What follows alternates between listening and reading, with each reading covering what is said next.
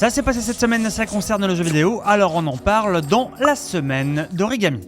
Et on commence avec le grand monde de la réalité virtuelle qui visiblement a pris un petit coup sur la tête. Selon Bloomberg, Sony aurait ainsi suspendu la production de son PSVR 2 pour laisser le temps au stock actuellement en rayon de trouver preneur. Affiché à quasiment 600€, le casque du japonais aurait vu ses ventes s'éroder progressivement depuis son lancement en février 2022, et ce en dépit de qualités techniques indéniables. Pour rappel, Sony a lourdement licencié au sein de ses studios spécialisés dans la VR en ce début d'année, tout en annonçant la compatibilité prochaine du PSVR 2 pour PC.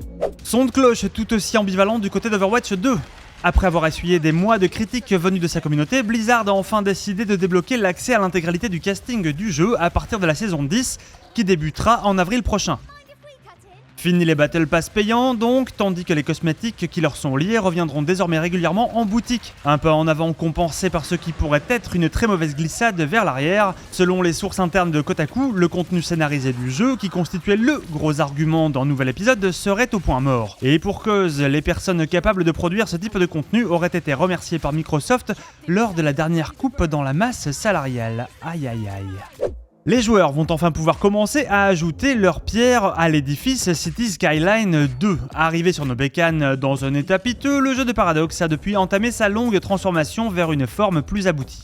Le 25 mars prochain marquera donc une date importante pour le City Builder qui accueillera ses premiers DLC payants, mais aussi et surtout ses premières fonctions de modding. Il s'agira dans un premier temps d'un éditeur de cartes et d'un outil pour bidouiller du code, mais Colossal Order le promet, ça ne s'arrêtera pas là et bientôt les joueurs pourront proposer leurs propres assets.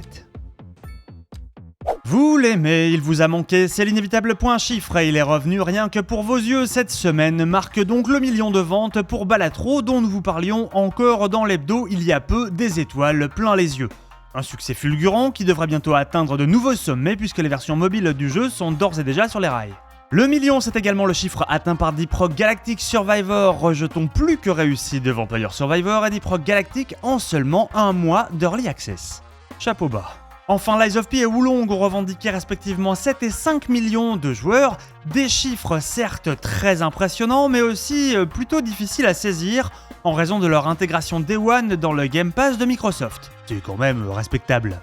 C'est le retour phénoménal d'un jeu très freestyle, Alpha Protocol, véritable ovni dans le monde du RPG sorti en 2010, est disparu des boutiques en ligne il y a 5 ans pour des raisons de droit liées à sa musique. Le mélange de TPS et de jeux de rôle d'Obsidian a retrouvé le chemin des étals, celui de GOG en version sans DRM, avec tout le contenu original et même un support amélioré des manettes modernes. Attention en revanche, il n'est point question de remaster ici, Alpha Protocol reste Alpha Protocol pour le meilleur et pour le moins meilleur quoi.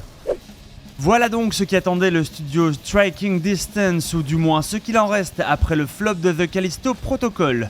L'éditeur coréen Krafton, propriétaire du studio, a collé la petite équipe de survivants sur projet Bird's Eye, un roguelike action dont la DA ne vous aidera pas à me croire, mais qui se passe dans le même univers que The Callisto Protocol. L'équipe serait en outre au travail sur un nouveau AAA, toujours pour Krafton, qui semble avoir imposé la création de ce petit spin-off en échange de son feu vert.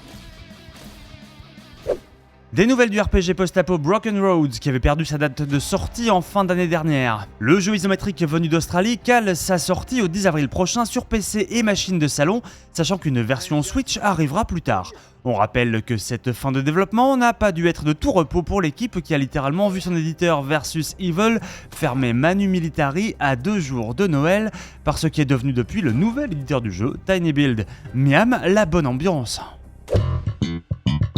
Et enfin, même s'il s'est fait très discret jusque-là, celui qu'on peut désormais appeler Fatal Fury City of the Wolves a fini par se fixer un horizon de sortie à 2025. Alors 2025, c'est vague certes, mais c'est déjà beaucoup pour la suite du vénéré Garou Mark of the Wolves, attendu depuis 25 ans au bas mot. SNK s'est même fendu pour l'occasion d'une double annonce qui a permis de lever le voile sur une première poignée de personnages ainsi que sur les premières mécaniques gameplay du jeu. Maintenant qu'on a dit ça, on laissera le soin aux amateurs de bourre-pif de décortiquer tout ça dans la joie et la bonne humeur. Voilà, c'est tout pour cette semaine, enfin c'est tout manière de dire, il y a encore des sujets qui nous attendent dans l'émission, pas plus tard que tout de suite en plateau, à vous les studios. C'est le chef-d'œuvre. Allez, je vais mourir. Attendez, je vais mourir. Ils sont trop forts pour moi. Non. Je ne suis que Valentin Schmitt.